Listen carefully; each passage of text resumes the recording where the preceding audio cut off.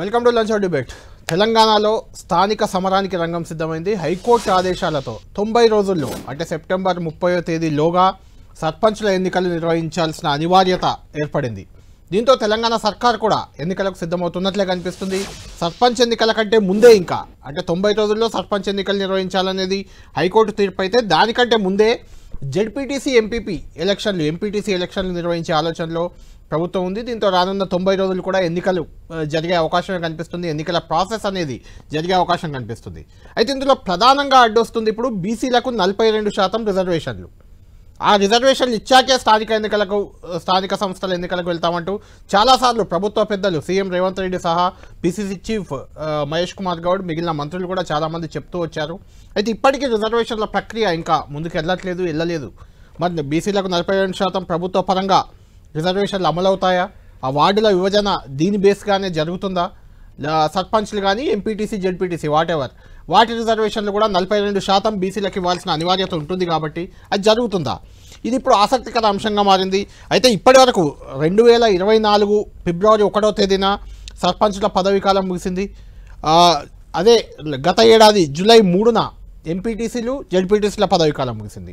అంటే గ్రామాల్లో సర్పంచులు లేరు, మండలాల్లో ఎంపీటీసీలు ఎంపీపీలు లేరు, జిల్లాల్లో జెడ్పీటీసీలు జెడ్పీ చైర్మన్ లేరు.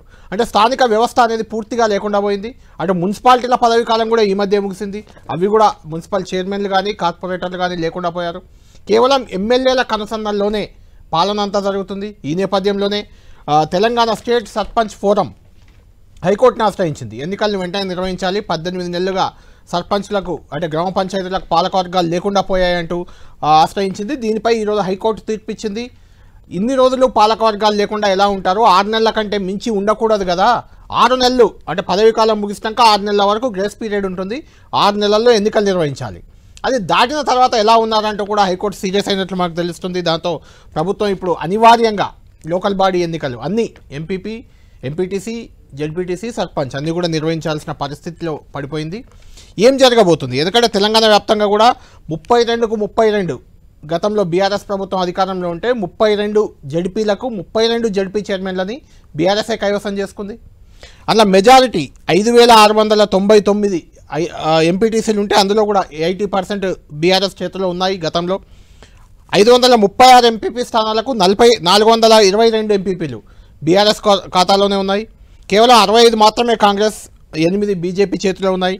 ఇక జెడ్పీటీసీ విషయానికి వస్తే 372 తెలంగాణ వ్యాప్తంగా ఉంటే అందులో కాంగ్రెస్ 53, బీజేపీ కేవలం 6 జెడ్పీటీసీలకే పరిమితమైన పరిస్థితి.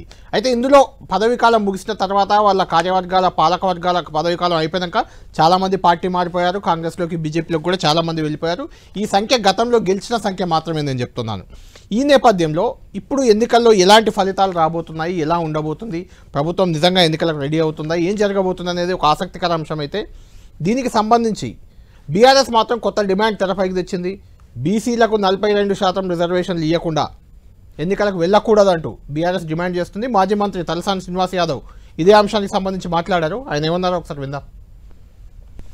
బీసీ రిజర్వేషన్ కులగణన జరిగిన తర్వాత బీసీ రిజర్వేషన్ 42% అఫీషియల్గా వచ్చిన తర్వాతనే ఎలక్షన్ పోవాలని చెప్పి మా ప్రధానమైనటువంటి డిమాండ్. తూతూ మాత్రంగా తీర్మానం చేసి ఢిల్లీకి పంపించి మా చేతులు దులుపుకుంటే కుదరదు అని చెప్పి నేను ఆ రోజు చెప్పిన. మీరు లోకల్ బాడీ ఎలక్షన్ ఆపేసి ఇది అఫీషియల్గా రిజర్వేషన్ అయిన తర్వాతనే మేమేమో అడకెత్తునేటోళ్ళం కాదు. అంతేగాని పార్టీల పరంగా ఇస్తాం, దాంట్లో ఇస్తాం అట్లా కుదరదు. మీరు చిత్తశుద్ధి ఉంటే రిజర్వేషన్లు అఫీషియల్గా దానికి చట్టబద్ధత ఉండాలి, పార్లమెంట్లో పెట్టి మరి దానికి చట్టం తీసుకొచ్చిన తర్వాత ఎలక్షన్ పోండి.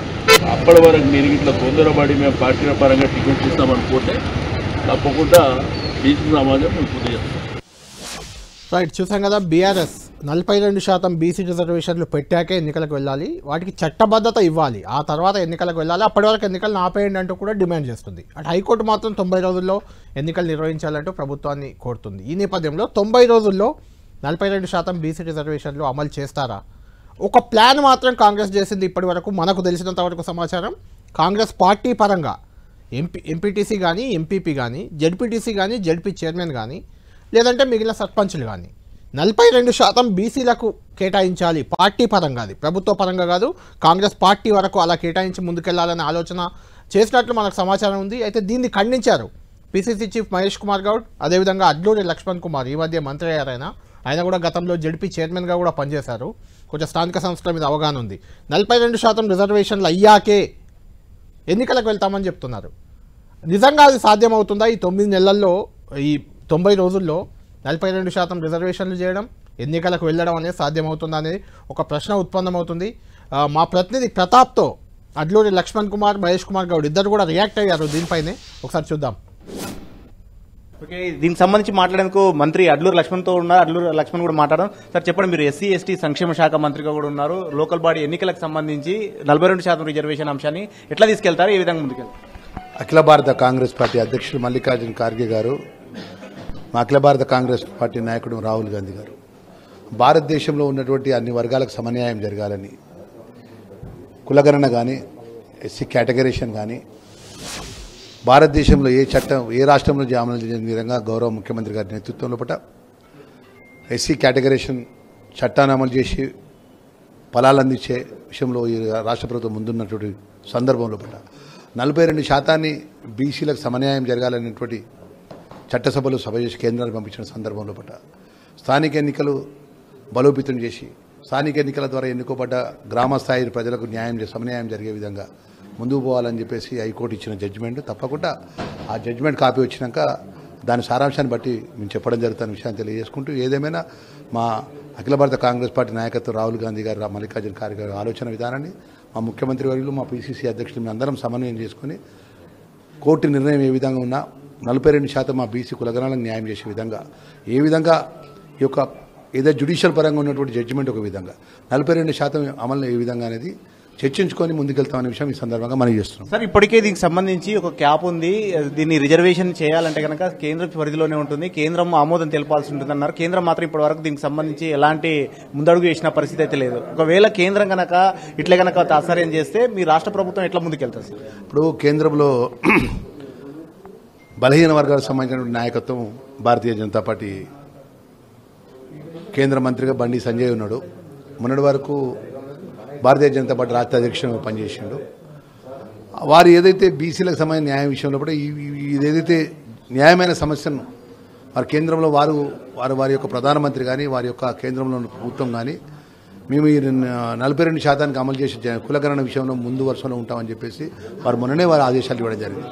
అది అమలు చేసే బాధ్యత వారిపై ఉంటుంది ఎక్కువ. రాష్ట్ర ప్రభుత్వం మా బాధ్యత మేము నిర్వర్తించినాం.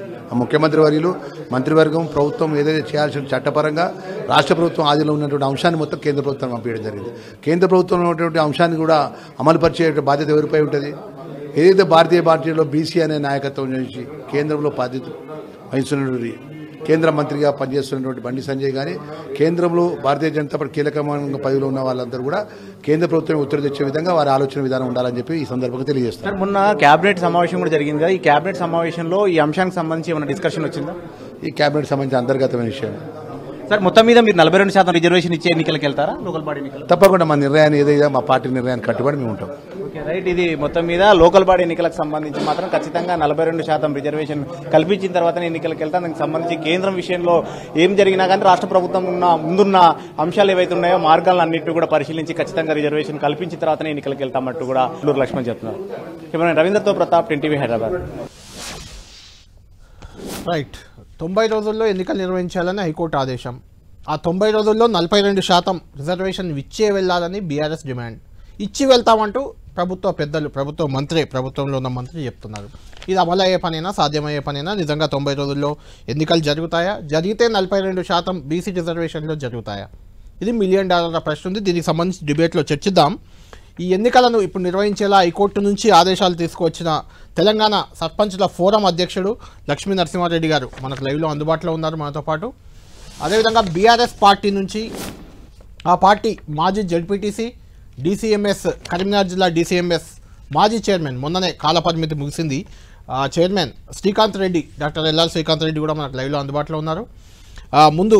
ఆ తర్వాత కాసేపట్లో జాయిన్ అవుతారు బీజేపీ నుంచి BJP MLA Palvai Harish, Congress party నుంచి టీజీఎండీసీ చైర్మన్ మాజీ విప్ అనిల్ ఈరావత్రి కూడా మనకు లైవ్లో జాయిన్ అవుతారు. ముందు మీరు చెప్పండి లక్ష్మీనరసింహారెడ్డి గారు, ఇంతసేపు మనం విన్నాం అటు బీఆర్ఎస్ డిమాండ్ కానీ లేకుంటే కాంగ్రెస్ నేతలు మంత్రి అడ్లూరి లక్ష్మణ్ కుమార్ చెప్పింది కానీ, మీరు ఎన్నికలు జరపాలి 90 రోజుల్లో అని తెచ్చుకున్నారు. సర్పంచ్ల ఫోరం నుంచి సర్పంచ్ ఎన్నికలు జరపాలి. ఇప్పటికీ 18 నెలలుగా పాలకవర్గాలు లేవు. దాంతో గ్రామాల్లో సమస్యలు ఎట్లున్నాయో మనకు తెలుసు అందరికీ. అయితే 42% రిజర్వేషన్ అనేది దీనికి అడ్డంకిగా మారే అవకాశం కనిపిస్తుందా, లేకుంటే అమలయ్యి ఎన్నికలు జరిగే అవకాశంగా ఉందా? అసలు 90 రోజుల్లో ఎన్నికలు అయ్యే పనేనా, అవుతాయా? ముందుగా 10 టీవీ ప్రేక్షకులకు, అదేవిధంగా ఈ డిబేట్లో పాల్గొంటున్నటువంటి తోటి మిత్రులకు, కళ్యాణ్ గారికి, అందరికీ తెలంగాణ రాష్ట్ర సర్పంచుల తరపున నమస్కారాలు తెలియజేస్తూ ఉన్నాను. ఈరోజు ఏదైతే కోర్టు తీర్పు ఇచ్చిందో, అంటే 18 నెలలుగా గ్రామ పంచాయతీలలో స్థానిక సంస్థలలో ఎన్నికలు నిర్వహించకుండా కాలయాపన చేస్తున్నటువంటి ఈ ప్రభుత్వానికి ఒక చెంపపెట్టు లాంటి నిర్ణయం ఇది, తీర్పు. ఒక పక్క 42% ఏదైతే బీసీలకు రిజర్వేషన్ ఇస్తామని చెప్పి ఎన్నికల ముందు ఏదైతే హామీ ఇచ్చారో, అంటే ఇప్పుడు కాంగ్రెస్ పార్టీ అధికారంలోకి వచ్చి 18 నెలలు అవుతుంది. వీళ్ళు హామీలు ఇచ్చి అంతకుముందు ఒక 3-4 నెలల ముందు హామీలు ఇవ్వడం జరిగింది. అంటే దాదాపు 2 సంవత్సరాల కాల వ్యవధిలో వీరికి అవగాహన లేకుండా ఏ విధంగా వీళ్ళు ఒక స్టేట్మెంట్ ఇస్తారు. బీసీ డిక్లరేషన్, కామారెడ్డి డిక్లరేషన్ 42% సాధ్యాసాధ్యాలపైన మీకు పూర్తి అవగాహనతోటే మీరు ప్రజలకు హామీ ఇవ్వాల్సినటువంటి సందర్భం ఉంది. అవును. ఏ విధమైనటువంటి ఆలోచన లేకుండా కేవలం అధికారం దక్కించుకోవాలనేటువంటి ఒక అక్కసుతోటి మీకు నోటికి ఏదొస్తే అది, ఏ హామీ మీకు గుర్తొస్తే ఆ హామీని ప్రజలకు ఇచ్చి ప్రజలకు మోసం చేసి ప్రజల ఆశీస్సులతోటి అలా మీరు అధికారంలోకి వచ్చారు. అధికారంలోకి వచ్చిన తర్వాత కూడా ఈరోజు 18 నెలలు గడుస్తున్నదండి. 18 నెలల నుంచి 120 సంవత్సరాల చరిత్ర కలిగినటువంటి కాంగ్రెస్ పార్టీల 42% బీసీల రిజర్వేషన్ సాధ్యమవుతుందా కాదా, ఒకవేళ ఇస్తే ఏ రకంగా ఇవ్వచ్చు, ఇవ్వకపోతే ఏం చేయాలనేది ఆలోచన వస్తలేదా? ఇలా 18 నెలల నుంచి గ్రామాలలో ఎన్నికలు పెట్టకుండా గ్రామాలలో పారిశుద్ధ్య పరిస్థితి ఎట్లున్నదో ఒక్కసారి ప్రత్యక్షంగా పోయి చూస్తే తెలుస్తుంది. లైట్లు వేసేటోళ్ళు లేరు, నీళ్లు పెట్టేటోళ్ళు లేరు. మొన్న మీకు అప్డేట్ ఒకటి, నిన్న మొన్న హరీష్ రావు గారు అక్కడెక్కడో మెదక్ జిల్లాలో పర్యటిస్తూ ఆ ట్రాక్టర్లో చెత్త చెదారం ఉందంటే దానికి డీజిల్ లేదు, ఆ చెత్త తీయట్లేదు, ఈవెన్ అందులో ఆయిల్ మార్చడానికి చెప్తే ఏం జరిగిందంటే వాళ్ళు ఏం చేయాలి, ఆ ట్రాక్టర్ను బాగు చేయాలి. అలా చేయకుండా ఆ కలెక్టర్ ఆ పంచాయతీ కార్యదర్శికి మేము ఇచ్చింది. ఇప్పుడు అంతే కదా సార్. ఇప్పుడు ఎట్లుంటదంటే పరిస్థితి, ఏదో ఒకటి ప్రభుత్వం మీద ఏదైతే ప్రజల వ్యతిరేకత వస్తున్నదో అది వెలుగులోకి వచ్చినప్పుడు కామన్ పబ్లిక్నా మీరేమీ చేయలేరు, ప్రతిపక్ష పార్టీ వాళ్ళని మీరేం చేయలేరు. ఇక బలిచ్చేది ఎవరిని, అక్కడ ఉన్నటువంటి అధికారులు. పాపము పంచాయతీ కార్యదర్శి ఏం చేస్తారు, వాళ్ళకి వచ్చేటువంటి జీతాలు ఇవ్వాలని నేను చెప్తున్నా సార్. 18 నెలలు అవుతున్నది గ్రామ పంచాయతీలలో ఎన్నికలు లేక, పాలక వర్గాలు లేవు, సర్పంచ్ లేడు, వార్డు మెంబర్లు లేరు, ఎవరు లేరు, ఎంపీటీసీలు లేరు, ఎవరు. గ్రామాలలో పరిపాలన ఎట్లా సాగుతుంది? కార్యదర్శి ప్రత్యేక అధికారుల పరిపాలన పెట్టారు. మీరు ప్రభుత్వం సరైన నిధులు వాళ్ళకన్నా ఇచ్చిరాయమన్నా వాళ్ళకు కూడా నిధులు ఇవ్వలేదు. వాళ్ళకు వస్తున్నటువంటి జీతాన్ని ఖర్చు పెట్టి పాపం వాళ్ళు జీతం పైసలు పెట్టి ఆ డీజిల్ పోపించి ఆ గ్రామాలలో బ్లీచింగ్ పౌడర్ తీసుకొచ్చి లేకపోతే ఆ చీపుర్లు తీసుకొచ్చి ఏదో నడిపిస్తున్నారు వాళ్ళకి. ఎందుకంటే అక్కడ నడిపించాలి ప్రభుత్వం యొక్క ఒత్తిడి మేరకు వాళ్ళు ఈరోజు పనిచేస్తున్నటువంటి సందర్భం. ఇప్పటి వరకు అంటే గడిచినటువంటి 18 నెలల్లో మేము 5 సంవత్సరాలు 2019 నుంచి 2024 వరకు మేము పనిచేసినాం. గ్రామాలలో అనేక అభివృద్ధి కార్యక్రమాలు చేసినాం. అప్పుడు ఉన్నటువంటి ప్రభుత్వం యొక్క సూచనలు సలహాలు ఎప్పటికప్పుడు పాటిస్తూ మేము అనేక అభివృద్ధి కార్యక్రమాలు గ్రామాలలో వైకుంఠ ధామాలు కట్టినాం, గ్రామాలలో రైతు వేదికలు కట్టినాం, గ్రామాలలో పల్లె ప్రకృతి వనాలు కట్టినాం, గ్రామాలలో నర్సరీలు పెట్టినాము, ట్రాక్టర్లు తీసుకొచ్చినాము, సీసీ రోడ్లు వేసినాము, మోరీలు నిర్మించినాము, అదేవిధంగా స్ట్రీట్ లైట్స్ చేసినాము, అంగన్వాడీ భవనాలు కట్టినాము, మన ఊరు మనబడి కింద పాఠశాలలను అభివృద్ధి చేసినాము, దానికి తోడుగా గ్రామ పంచాయతీ బిల్డింగులు కూడా కట్టినాం. మరి ఆ బిల్లులు ఇయ్యక మమ్మల్ని ఎన్ని రకాలుగా ఇబ్బంది పెడుతుందో ఈరోజు తెలంగాణ ప్రజానికం మొత్తం కూడా చూస్తూ ఉన్నది. మేము ఇబ్బంది పడ్డాము, మేము ఎన్ని ఇబ్బందులు పడ్డా సరే మా గ్రామ పంచాయతీలు బాగుండాలి, మాకు అవకాశం ఇచ్చినటువంటి ప్రజలు ఎవరైతే మాకు ప్రజలు అవకాశం ఇచ్చిర్రో మా గ్రామ ప్రజలు ఇచ్చినటువంటి అవకాశాన్ని మేము వమ్ము చేయకుండా మేము గ్రామాలను ముందుకు తీసుకుపోవాలని అనేక అభివృద్ధి కార్యక్రమాలు చేసి మరి బిల్లులు వస్తాయేమని చెప్పి ఆలోచన చేస్తే కేంద్ర రాష్ట్ర ప్రభుత్వాలు సరైన సమయం లేకుండా అప్పు చేసినాం. సరే ఇస్తుంది కదా ప్రభుత్వం, ఖచ్చితంగా ఇస్తుంది, ఏదో ఒక రోజు వెనుకనో ముందో ఇస్తుంది అని చెప్పి. బిల్లుల గురించి మనం మళ్ళీ చర్చిద్దాం. నేను మిమ్మల్ని స్ట్రేట్ క్వశ్చన్, మీరు 90 రోజుల్లో ఎన్నికలు జరపాలని ఆర్డర్ తెచ్చుకున్నారు హైకోర్టుతో. ఈ 90 రోజుల్లో ఎన్నికలు జరిగే అవకాశం మీకు కనిపిస్తుందా? ఎందుకంటే మీరే అన్నారు 18 నెలలుగా 42% రిజర్వేషన్లు బీసీ రిజర్వేషన్. నేను 90 రోజుల్లో ఇప్పుడు విన్నాం మనం, మంత్రి గారు చెప్పారు. మీ వాదన అదే విధంగా మంత్రి గారు చెప్పినటువంటి వాదన కూడా అమలు చేస్తామంటున్నారు. మరి మేము ఏమంటున్నాం సార్ అంటే, మీకు బీసీ రిజర్వేషన్ల మీద 42% మీద ఏదైతే అంశం ఉన్నదో ఆ అంశాన్ని మీరు పరిశీలించడానికి కానీ అమలు చేయడానికి కానీ 18 నెలల సమయమే సరిపోలేదు. 90 రోజుల్లో ఎట్లా సాధ్యం చేస్తారు మీరు? సుప్రీంకోర్టు గైడ్ లైన్స్ ఉన్నాయి. అవుతాయా ఎన్నికలు? ఇప్పుడు ఎన్నికలు అవుతాయా అంటే 42% రిజర్వేషన్ అమలు చేయకుండా ముందుకు పోతే జరగవచ్చు, లేదంటే కావు. లేదంటే ఇప్పుడు సుప్రీంకోర్టు గైడ్ లైన్స్ స్పష్టంగా ఉన్నాయి. రిజర్వేషన్ సిస్టమ్ అనేది 50% మించకూడదు. రిజర్వేషన్ సిస్టమ్ అందరికి కలిపి 50%, జనరల్ స్థానంలో 50% ఉండాలనేది స్పష్టంగా ఉన్నది. అడుగుదాం క్లియర్ గా లక్ష్మీనరసింహారెడ్డి గారు అడుగుదాం మనం. ఎందుకంటే బీజేపీ నుంచి కూడా ఆ పార్టీ ఎమ్మెల్యే అంటే ఇప్పుడు కేంద్రం చేతిలో ఉంది ఈ 42% రిజర్వేషన్. హరీష్ పాల్వాయి గారు జన్ అవుతున్నారు. అదేవిధంగా కాంగ్రెస్ పార్టీ నుంచి కూడా మాజీ whip TGMDC chairman Anil ఈరావత్రి Anil గారు కూడా జన్ అవుతున్నారు. రైట్, శ్రీకాంత్ రెడ్డి గారు మీరు చెప్పండి. ఈ ముందు అనిల్ ఈరావత్రి దగ్గరికి వెళ్దాం. అనిల్ గారు చెప్పాలి మీరే ఈ విషయంలో, ఈ వ్యవహారంలో 42% రిజర్వేషన్లతో లోకల్ బాడీ ఎన్నికలకు వెళ్తామని ఇప్పుడే మంత్రి కొత్తగా ఎన్నికైన మంత్రి అడ్లూరు లక్ష్మణ్ కుమార్ చెప్తున్నారు. నిజంగా సాధ్యమయ్యే పనేనా? హైకోర్టు 90 రోజుల్లో ఎన్నికలు నిర్వహించాలంటుంది. మీరు 42% రిజర్వేషన్లు అమలు చేసి వెళ్తామంటున్నారు. ఇన్ని రోజుల్లో అమలు కాంది 42 రిజర్వేషన్లు కేంద్రం చేయాలి. అది ఇప్పుడు కేంద్రం చేతిలో ఉంది. మరి అది సాధ్యమవుద్దా? ఏం చేయబోతున్నారు లోకల్ బాడీ ఎన్నికల విషయంలో?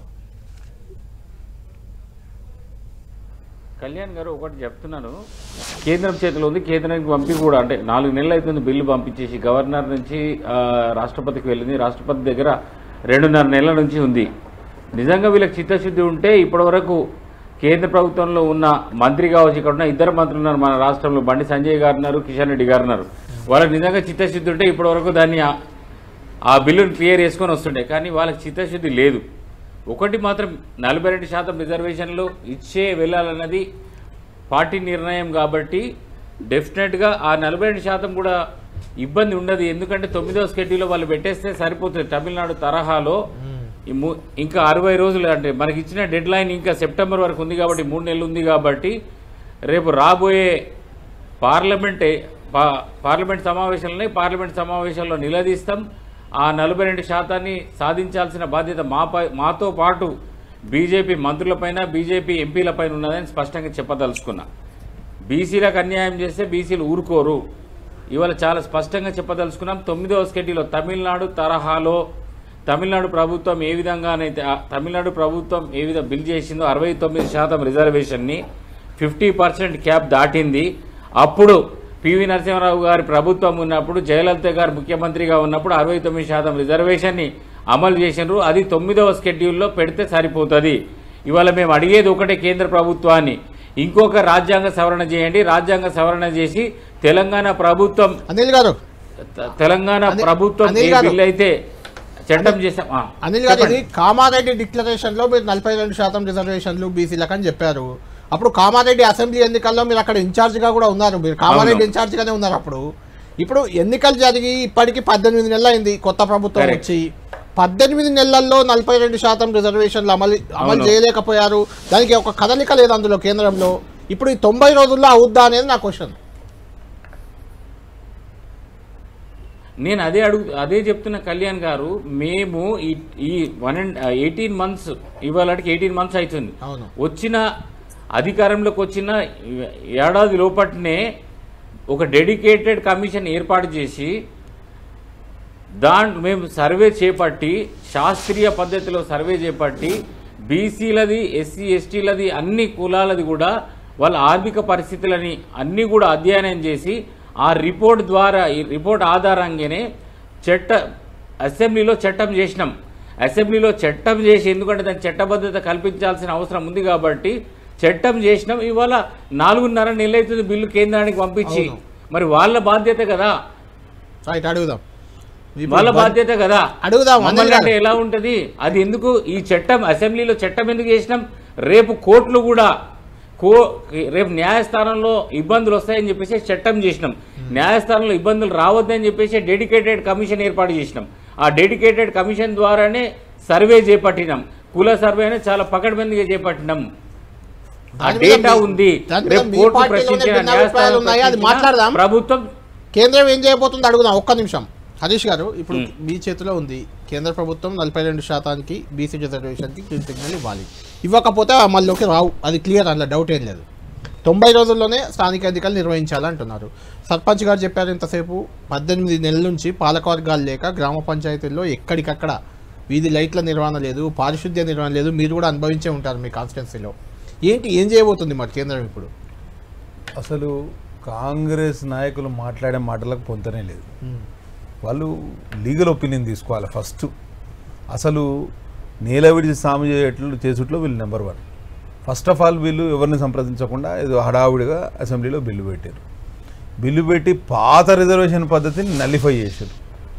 ఇప్పుడు కొత్త రిజర్వేషన్ పద్ధతి తీసుకురావడానికి మీకు కాన్స్టిట్యూషనల్ అమెండ్మెంట్ కావాలని అంటున్నారు. కరెక్ట్. ఏమైనా తెలివి ఉందా వీళ్ళకి మాట్లాడేదానికి? అర్థం ఉంది. కాన్స్టిట్యూషన్ రాజ్యాంగ సవరణ అవసరమే లేదు ఈ 42% బీసీ రిజర్వేషన్ కోసం. రాజ్యాంగ సవరణ అప్పుడు తమిళనాడు విషయంలో ఎందుకు అవసరం పడిందంటే అది 1970s. ఈ కొత్త ప్రావిజన్లో రాష్ట్ర ప్రభుత్వాలకు ఈ కాన్స్టిట్యూషన్ రాజ్యాంగం 243D(6) ప్రకారం రాష్ట్ర ప్రభుత్వాలకే పూర్తి హక్కులు కట్టబెట్టింది కేంద్రం. కాబట్టి మీరు కోర్టులో నిలబడదా అని మీరు సంశయం పడకుండా లీగల్ ఒపీనియన్ తీసుకొని కాన్స్టిట్యూషనల్ అమెండ్మెంట్ లేకుండా ఈ 42% బీసీ రిజర్వేషన్ అమలు చేయవచ్చు. దానికి ఫస్ట్ మీరు కట్టుబడి ఉన్నారా లేదా అనేది కాంగ్రెస్ నాయకులు చెప్పాలి. అంటే 50% దాటినప్పుడు కొంత కాన్స్టిట్యూషనల్ అమెండ్మెంట్ అవసరం ఉంది.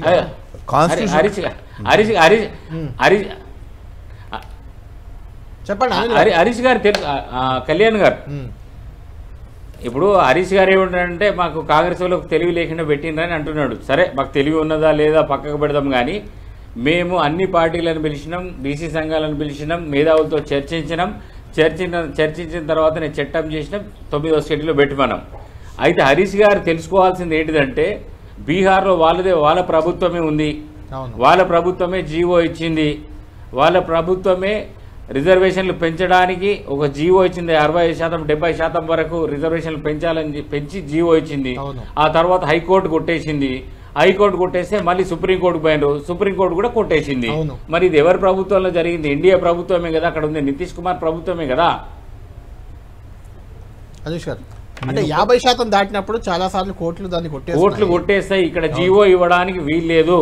మరి కాన్స్టిట్యూషన్ అమెండ్మెంట్ అవసరం. అంతకుముందు మీరు అది కాదు ఇప్పుడు హరీష్ గారు అంటుంది ఏంటంటే కాన్స్టిట్యూషనల్ అమెండ్మెంట్ అవసరం ఉన్న ఈ బిల్లుని అసెంబ్లీలో ఎలా పెడతారు మీరు? కేంద్రం నుంచి అసెంబ్లీలో పెట్టడం కాదు. నేనేమంటా అంటే మేము ఈ బీసీ బిల్లు చర్చ సందర్భంగా పలు అంశాలను లేవనెత్తాం. అవును, ముస్లింలను తీసుకొచ్చి బీసీలో కలిపారు, ఇది రాజ్యాంగ విరుద్ధం. అట్లా 4-5 పాయింట్స్తో కూడిన మేము డిసెంట్ నోట్ని స్పీకర్ గారికి ఇచ్చినాం. ఆ డిసెంట్ నోట్ మీద మాకు కనీసం రిప్లై కూడా రాలే గవర్నమెంట్ నుంచి. ఇదే సేమ్ ఇష్యూస్ రేపు ప్రెసిడెన్షియల్ యాక్సెంట్ పోయినా కానీ, కాన్స్టిట్యూషన్ అమెండ్మెంట్ పోయినా కానీ సేమ్ ప్రశ్నలు మళ్ళీ వస్తాయి. వాటికి సమాధానం చెప్పే పరిస్థితిలో రాష్ట్ర ప్రభుత్వం లేదు. కేవలం నెపం కేంద్రం మీద నెట్టాలి. 42% రిజర్వేషన్ మీద లేదు. మీకు ఆ 42% రిజర్వేషన్ మీద మీకు చిత్తశుద్ధి ఉంటే మీరు ఇంకో ఫార్మాట్ లో వచ్చేవాళ్ళు.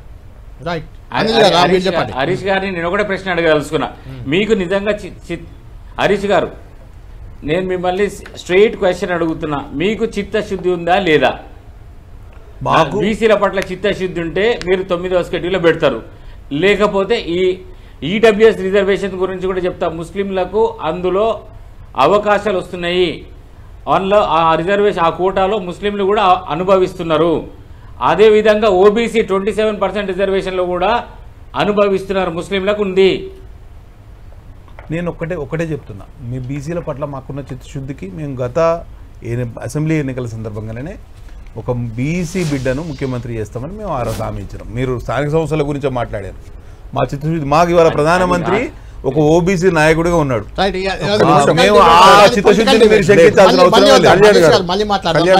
ఒక్క నిమిషం శ్రీకాంత్ రెడ్డి కూడా బీఆర్ఎస్ ప్రతినిధి ఉన్నారు మనకు, అడుగుదాం. శ్రీకాంత్ రెడ్డి గారు మీరు లోకల్ బాడీస్లో కూడా గతంలో జెడ్పీటీసీగా చేశారు, ఆ తర్వాత డీసీఎంఎస్ చైర్మన్గా మొదటి వరకు ఉన్నారు. ఈ లోకల్ బాడీ ఎన్నికలు నిజంగా 42% రిజర్వేషన్ అమలై హైకోర్టు ఇచ్చిన ఆదేశాల ప్రకారం 90 రోజుల్లో సర్పంచ్ ఎన్నికలు జరిగే అవకాశం మీకు కనిపిస్తుందా? ఎందుకంటే ఇప్పుడే తలసాని శ్రీనివాస్ యాదవ్ కూడా 42% అమలైతే కానీ ఎన్నికలు జరపొద్దు అంటున్నారు. ఎన్నికలు ఆగిపోతాయా లేకుంటే 42% అమలు అవుతాయా? 90 రోజుల్లో ఏం జరగబోతుందంటే ఏం చెప్తారు? ఇప్పుడు ఈ ప్రభుత్వానికి కేవలం సర్పంచ్ ఎన్నికల మీదే కాదు, అసలు ఏ దాని మీద కూడా చిత్తశుద్ధి లేదు.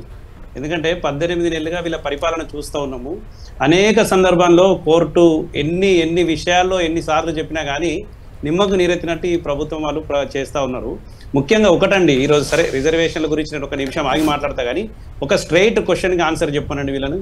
ఈరోజు 73, 74 రాజ్యాంగ సవరణ ద్వారా అనేక రకాలైనటువంటి బాధ్యతలు ఈరోజు స్థానిక సంస్థలకు ఇచ్చారు. కనీసం 18 మాసాలు అవుతుందండి వీళ్ళు వచ్చి, వీళ్ళకన్నా జస్ట్ ఒక నెల ముందే సర్పంచులు దిగిపోయారు. ఈరోజు పరిస్థితి ఏంటంటే అసలు ఏ ఊరికి పోయినా ఎక్కడి చెత్త అక్కడే ఉన్నది, ఏ ఊరికి పోయినా కనీసం మురిక్కాలు తీసేటువంటి వాళ్ళు లేరు. ఇవాళ ఏమైందంటే గత 10 సంవత్సరాలుగా గతంలో కూడా కేసీఆర్ గారు ఒక 4 నెలలు లేట్ చేశారు ఇది సర్పంచ్ ఎన్నికలు. కానీ అసెంబ్లీలో బ్రహ్మాండమైనటువంటి ఒకటి పంచాయతీరాజ్ చట్టాన్ని తీసుకొచ్చారు.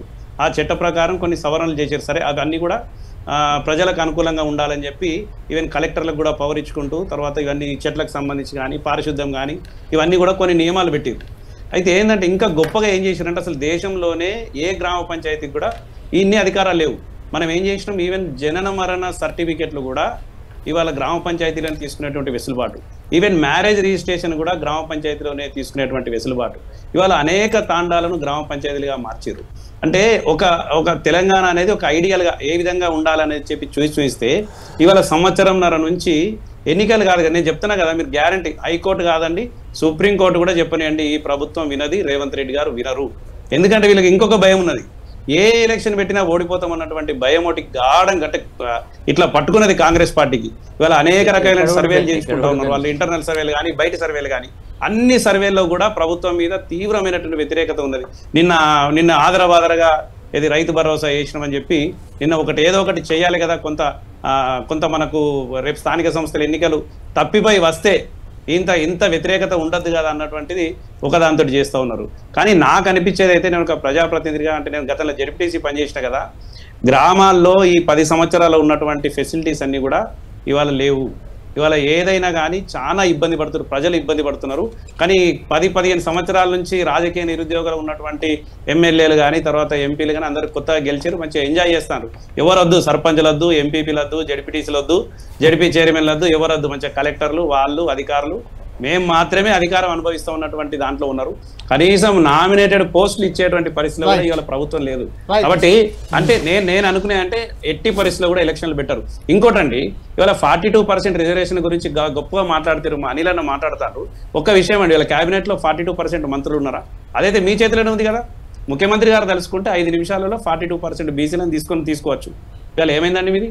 కాబట్టి మీకు చిత్తశుద్ధి ఒక దాని మీదే కాదు, దేని మీద లేదు. యాక్సిడెంటల్ గా ముఖ్యమంత్రి అయ్యిండు, అనుకోకుండా ప్రభుత్వం వచ్చింది, ఇదంతా ప్రజల కర్మ. ఇది సార్ ఇప్పటిదాకా మీరు చెప్పాలంటే ఎన్నికలు అయ్యే అవకాశమే లేదనేది బీఆర్ఎస్ నేను ఏమంటున్నా అంటే ఇప్పటిదాకా మన అనిల్ అన్న గారు చెప్పారు ఏదైతే 42% పైన మేము ప్రయత్నం చేస్తున్నాం, మేము చేయాలని అనుకుంటున్నాం అంటే నేను స్ట్రైట్ ఒకటే క్వశ్చన్ అడుగుతున్నా సార్. నేను 42% పైన మీకు నిజంగానే వాస్తవంగా చేయాలనేటువంటి చిత్తశుద్ధి ఉంటే ముఖ్యమంత్రి గారు 45 సార్లు 46 సార్లు ఢిల్లీకి పోయారు. ప్రధానమంత్రి గారిని కూడా చాలాసార్లు కలిసిండు ఈ క్రమంలో. అంటే కొన్ని అభివృద్ధి కార్యక్రమాలను అనుకోండి, రాష్ట్ర అభివృద్ధి కోసం మీరు కలవడం జరిగింది. ఎన్నిసార్లు మీరు ఈ 42% గురించి ప్రధానమంత్రి గారి దృష్టికి తీసుకుపోయారు? ఖచ్చితంగా ఈ తెలంగాణలో 42%ను అమలు చేస్తామని చెప్పి మేము హామీ ఇచ్చినాము, అఖిలపక్షం తీసుకుపోతామన్నారు.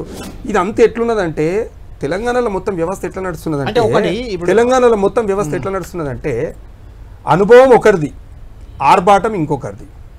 ఇంకటికి ఊర్లలో పెద్ద మనుషులు చెప్పేటోళ్ళు ఆడరాక పాత గజ్జలు, నీకు ఆడ నీకు వస్తలేదు, గజ్జలు పాతగానే అంటే ఎవరు ఏం చేస్తారు? రైట్ అనిల్ గారు, ఇది మీకు ఆడదాకా గజ్జలు పాతలైనట్టుంది సామెత అని చెప్తున్నారు ఒకటి. రెండోది, మీరు ఇన్నిసార్లు ప్రధాని రేవంత్ రెడ్డి గారు కలిశారు, ఒక్కసారైనా 42% గురించి అడిగారా? ఒకటి. రెండోది, అఖిల పక్షాన్ని తీసుకెళ్తామన్నారు, అది కూడా తీసుకెళ్లలే కదా ఇప్పటి వరకు. మీకు నిజంగా ఎన్నికలంటే భయం కూడా ఉందా? శ్రీకాంత్ రెడ్డి గారు అన్నట్టు ఎన్నికలకు ఏమైనా భయపడుతున్నారా?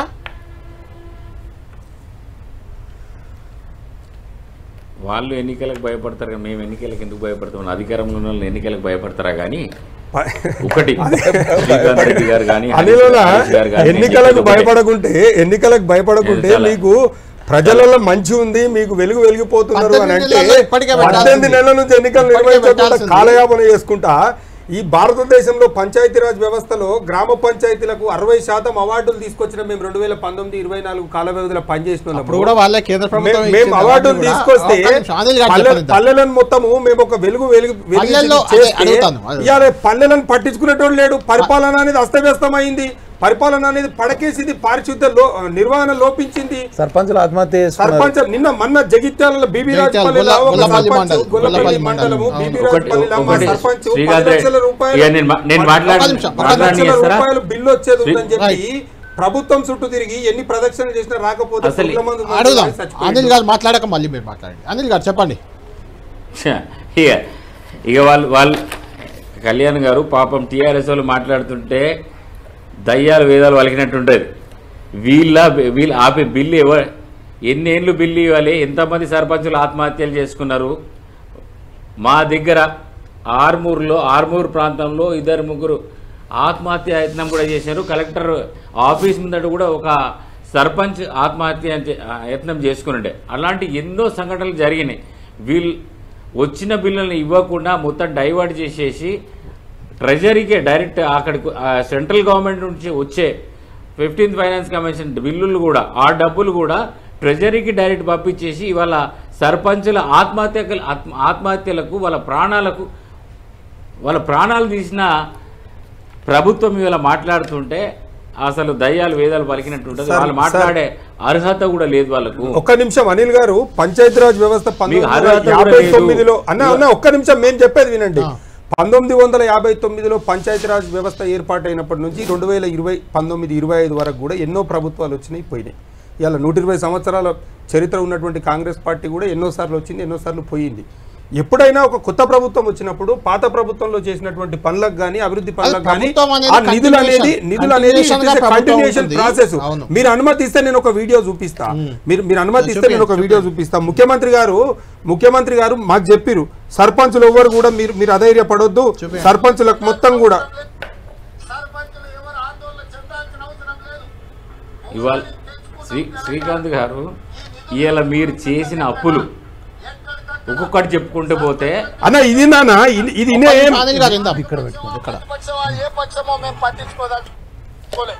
మీరు కష్టాలలో ఉన్నారు, మీరు అప్పులు చేసి గ్రామాలను అభివృద్ధి చేశారు. వేలాది కోట్ల రూపాయల నిధులు మీ బిల్లులు రావాలి, మీకు కాంగ్రెస్ పార్టీ అండగా నిలబడుతుంది. రోడ్ల మీదకి రాండి కళ్యాణ్ గారు సరే మీరు ఆ రోజు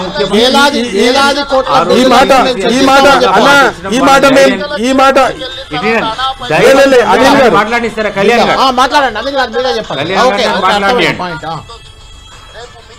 గారు? ఇప్పుడు శ్రీకాంత్ రెడ్డి గారు చాలా వీడియోలు చూపెడతారు కానీ నేను ఒకటే చెప్తున్నా, ఆ రోజు ధైర్యం నింపడానికి ఆ రోజు సర్పంచులు ఆత్మహత్యలు చేసుకుంటే ఆ రోజు ధైర్యం నింపడానికి ఆ రోజు పిసిసి అధ్యక్షుడిగా ఉన్న రేవంత్ రెడ్డి గారు మాట్లాడిండ్రు. అది కాదనే వాస్తవం అది. కానీ రేవంత్ రెడ్డి గారికి 7 లక్షల 8 లక్షల కోట్ల రూపాయలు అప్పు ఉంది అని తెలియదు. వీళ్ళంతా కూడా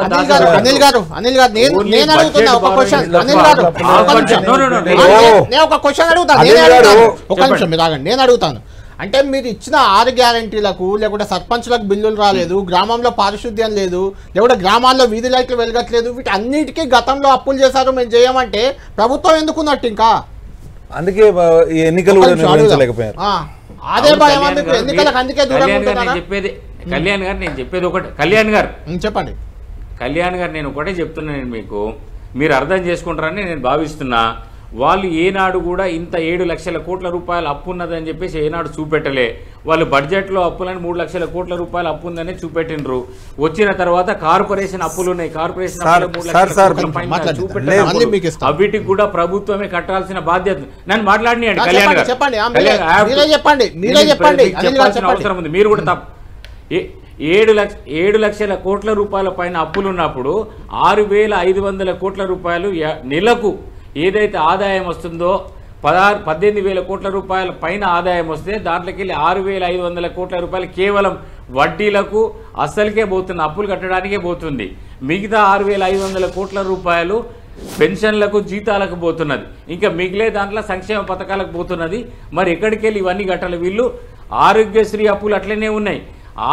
అదేవిధంగా పిల్లలకు ఏదైతే కాంగ్రెస్ పార్టీ ఫీ రియంబర్స్మెంట్ అప్పుడు పెట్టిందో రాజశేఖర రెడ్డి గారు ఉన్నప్పుడు, ఇప్పుడు ఆ 4 ఏళ్ళు కూడా కట్టకుండా 6,500 కోట్ల రూపాయలు అప్పు అట్లనే ఉంచిపోయినారు. పిల్లల ఫీజులు కట్టలే, పిల్లల ఫీజులు సర్టిఫికెట్లు తీసుకోవడానికి కూడా ఇబ్బందులు అవుతున్నాయి.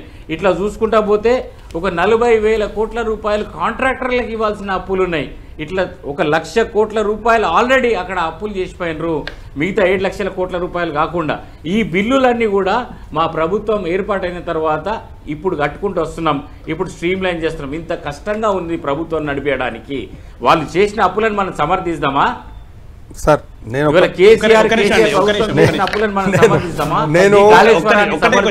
శ్రీకాంత్ గారు మీరే చెప్పాలి, వాళ్ళు ప్రభుత్వాన్ని ఎలా నడపాలి మరి? ఈ రోజు ఉన్నటువంటి రాష్ట్రాల్లో మొత్తం దేశవ్యాప్తంగా మీరు ఉన్నటువంటి రాష్ట్రాలన్నింటిలో కూడా ఏ రాష్ట్రానికి కూడా నెలకు 18,000 కోట్ల ఆదాయం అనేది లేదు. ఇవాళ 18,000 కోట్ల ఆదాయాన్ని సృష్టించింది కేసీఆర్ గారు, తర్వాత కేటీఆర్ గారు. వాళ్ళ పడ్డటువంటి శ్రమ కష్టం అది. ఇవాళ 18,000 కోట్లు ఎట్లా వస్తుందండి ఆదాయం? ఇంత పెద్ద ఎత్తున ఆదాయం, ఇంత పెద్ద సంపద ఎట్లా? నేనేమంటానండి, పక్క రాష్ట్రం చంద్రబాబు నాయుడు శ్రీకాంత్ గారు ఆదాయం అంతా ఉన్నప్పుడు అప్పులు ఎందుకు చేశారు మరి? ఆదాయం అంతా ఉన్నప్పుడు అప్పులు చేయొద్దు కదా? అదే కదండి, సంపద పెంచడానికి కదా అవన్నీ కూడా. ఇవాళ ఇన్ఫ్రాస్ట్రక్చర్ మీద పెట్టినాం, హాస్పిటల్ కట్టినాము, గురుకులాలు కట్టినాము, ఇవాళ పల్లెలల్లో అనేక రకాలైన సౌకర్యాలు ఇచ్చినాం, పట్టణాలలో సౌకర్యాలు ఇచ్చినాము. ఇవన్నీ కూడా వన్ టైం అది కదా ఇన్వెస్ట్మెంట్. ఇవాళ మిషన్ భగీరథ ఉండే, తర్వాత మిషన్ కాకతీయ ఉండే. ఒకటే క్వశ్చన్,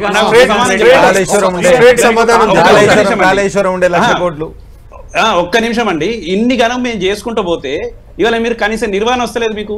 ఇవాళ 18,000 కోట్లు పక్కకున్న ఆంధ్రప్రదేశ్ రాష్ట్రం చెప్పండి, 11 లక్షల కోట్ల అప్పున్నది వాళ్ళకు. వాళ్ళు నడిపిస్తలేరని ఇవాళ దేశ అప్పు ఎంతనండి? 1,000 కోట్లు దాటింది దేశ అప్పు.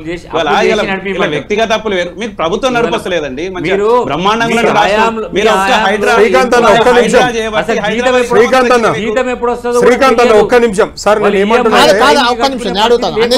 అనిల్ గారు ఒక జీతం ఒకటి ఫస్ట్ కి ఇచ్చి మిగిలినది పక్కన పెడదామా మరి?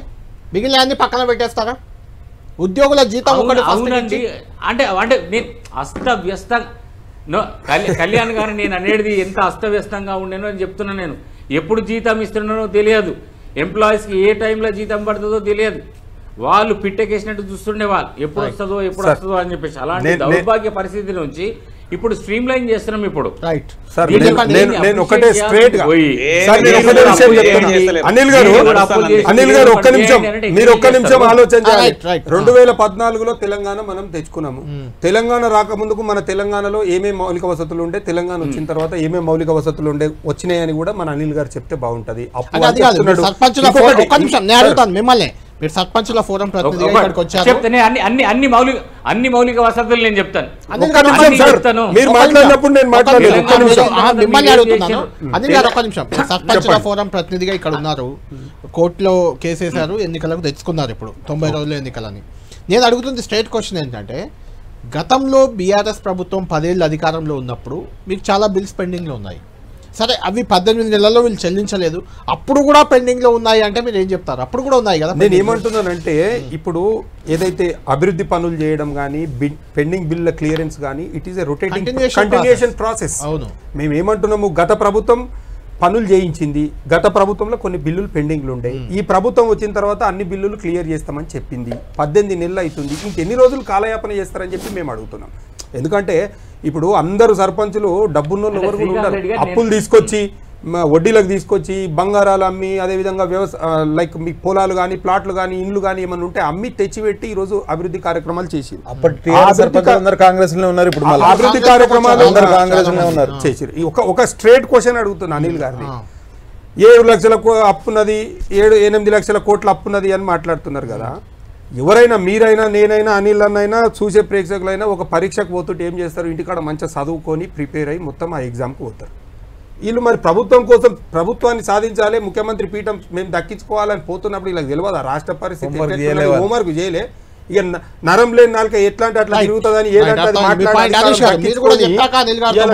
చేస్తే ఎట్లా. ఒక్క నిమిషం అదే మిమ్మల్ని ఏమడుగుతున్నా అంటే ఒక క్వశ్చన్ వాళ్ళు పదే పదే అంటుంది 7 లక్షల కోట్ల అప్పులు ఉన్నట్టు మేము ఇక్కడికి వచ్చినాకనే తెలిసింది, అప్పటిదాకా 3 అనుకుందాం 2 అనుకుందాం అంటున్నారు. కేంద్ర ప్రభుత్వ వ్యవస్థ అనేది ఒకటి ఉంటుంది, వాళ్ళ దగ్గర ఏ రాష్ట్రానికి ఎంత అప్పులు ఉన్నాయి ఎక్కడి నుంచి వచ్చినాయి ఉంటుంది. తెలియదు అంటే నమ్మాలా? అది తెలియకుండా కేంద్రం కూడా సహకరించిందా? FRBM పరిధిలో ఎన్ని అప్పులు ఉన్నాయి అనేది కేంద్రం చెప్పింది. Non FRBM of budget borrowings ఎన్ని ఉన్నాయి అనేది కూడా వీళ్ళకి తెలుసు. ఆ రోజు ముఖ్యమంత్రి గారు ప్రతి సభలో చెప్పారు 6 నుంచి 7 లక్షల కోట్ల అప్పు అని ప్రతి సభలో ఇలా ఎన్నికల ముందు ముఖ్యమంత్రి గారు చెప్పారు.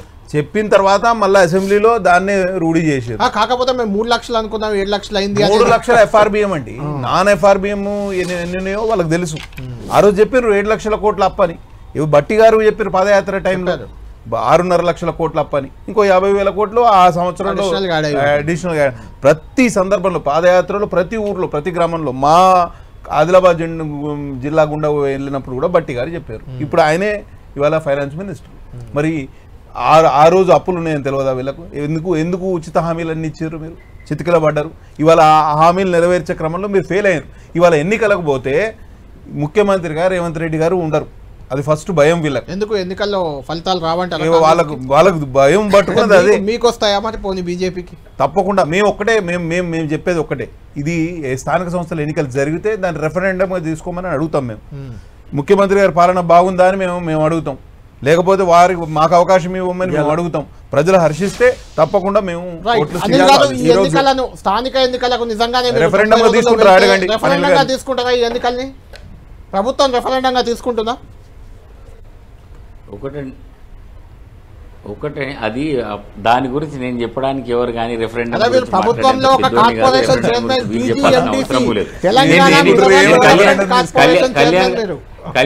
కళ్యాణ్ గారు నేను చాలా స్ట్రైట్ క్వశ్చన్ అడుగుతున్నా. ఇవాళ మాట్లాడేది 42% రిజర్వేషన్ గురించి. వీళ్ళు బీజేపీ ఏం చేస్తుంది? 42% రిజర్వేషన్ మేము బిల్లు పంపించింది, వాళ్ళు రాజ్యాంగ సవరణ చేసి ఆమోదం తెలుపుతారా? లేకపోతే బీసీల ప్రధానమంత్రి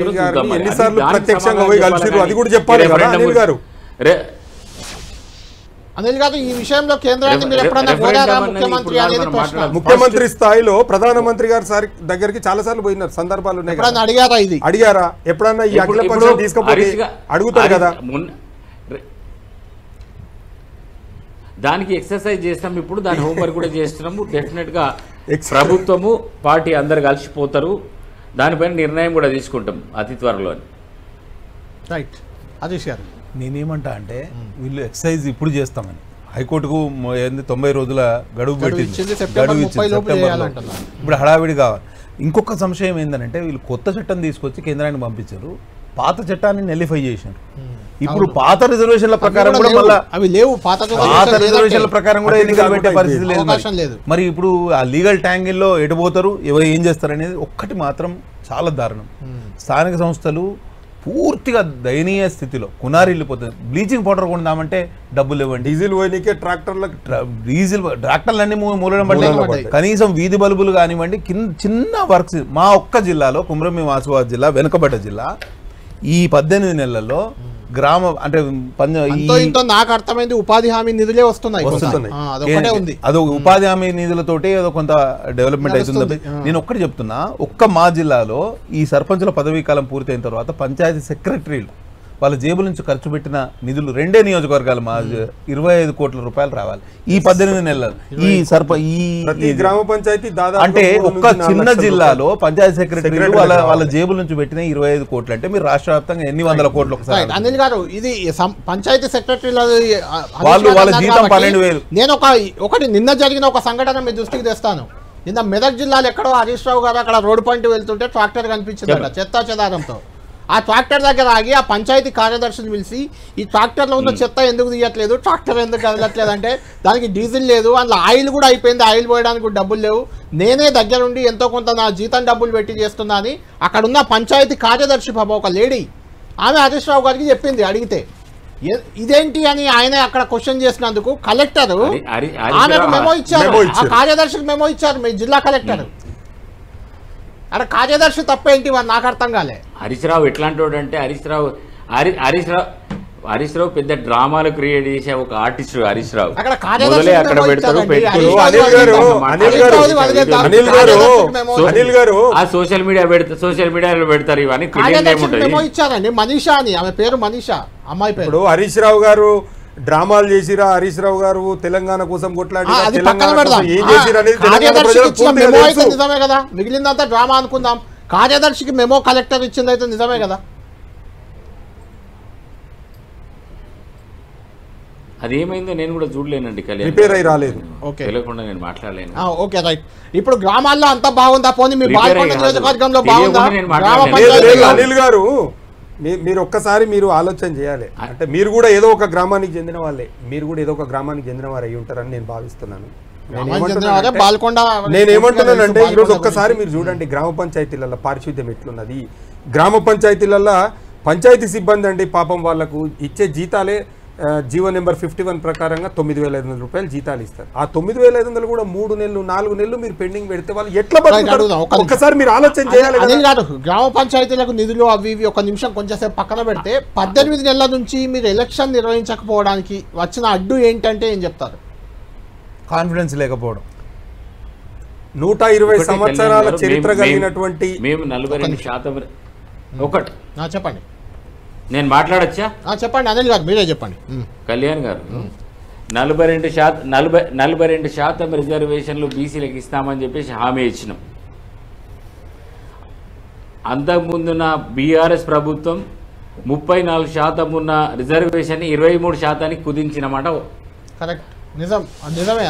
బీసీలకు అన్యాయం చేసి 34% నుంచి 23% తగ్గించి. అవును. మరి అందుకే బీసీలకు అన్యాయం జరుగుతుంది. ఆ రోజు ఆంధ్రప్రదేశ్ రాష్ట్రం ఉన్నప్పుడు తెలంగాణలో 8,000 సర్పంచులు ఉంటే టోటల్గా దాంట్లో 2,800 సర్పంచులు ఉంటుండే.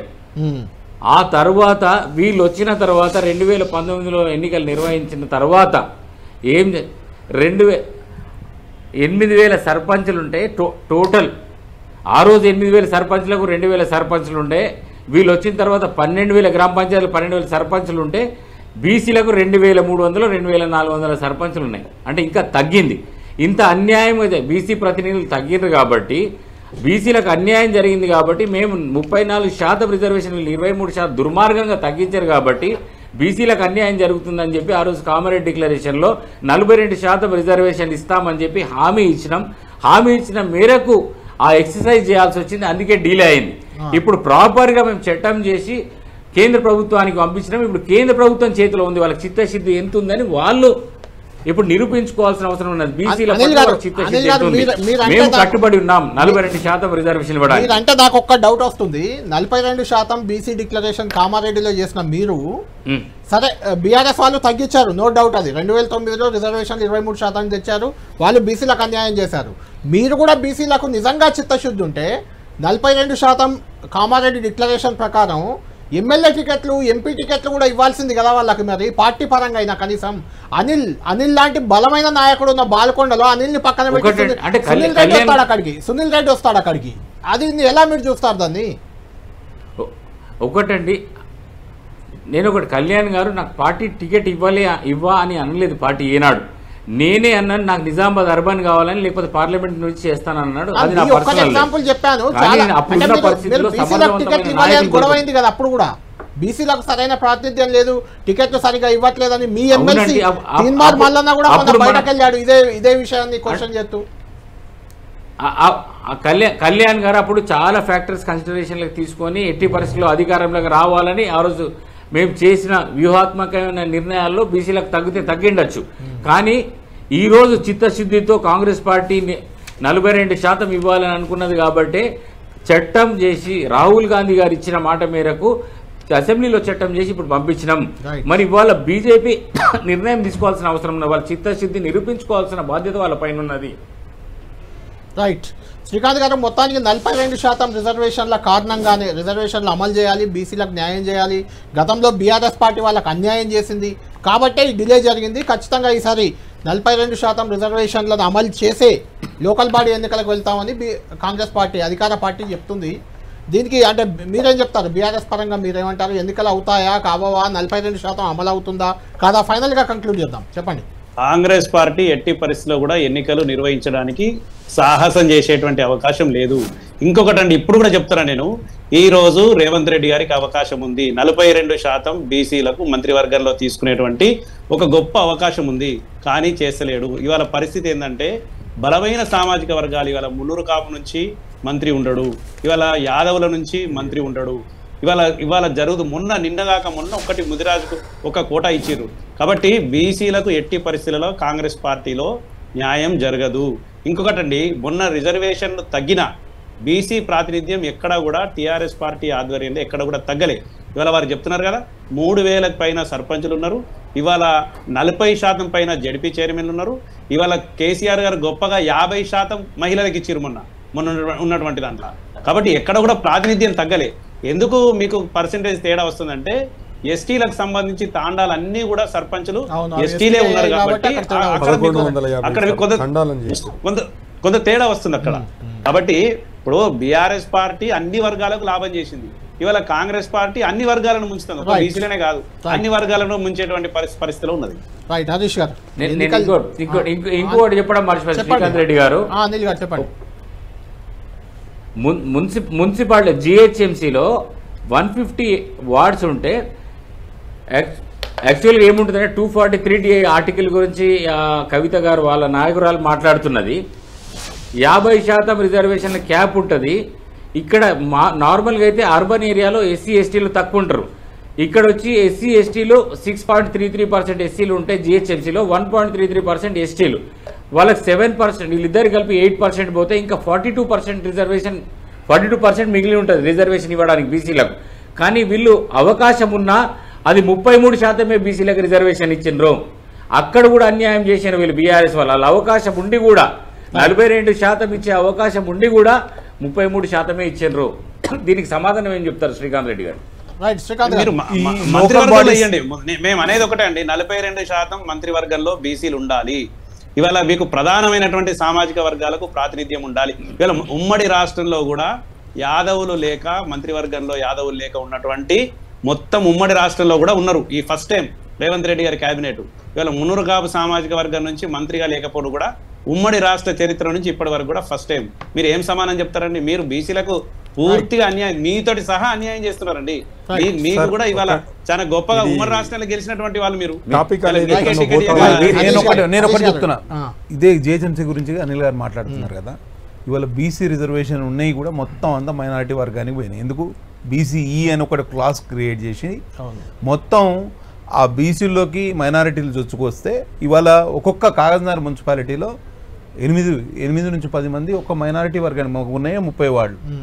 సో బీసీ కోటా కూడా మొత్తం మైనారిటీలు ఫిల్ చేసే పరిస్థితి. ఇది ఎందుకు? బీసీఈ క్లాస్ మేము ఇదే ఇష్యూ మేము అసెంబ్లీలో కూడా రేజ్ చేసినాం. వీరిని సపరేట్గా కేటగరైజ్ చేయండి. వీరికి మీరు బీసీలతో క్లబ్ చేయడంతో బీసీ సామాజిక వర్గానికి అన్యాయం జరుగుతుంది.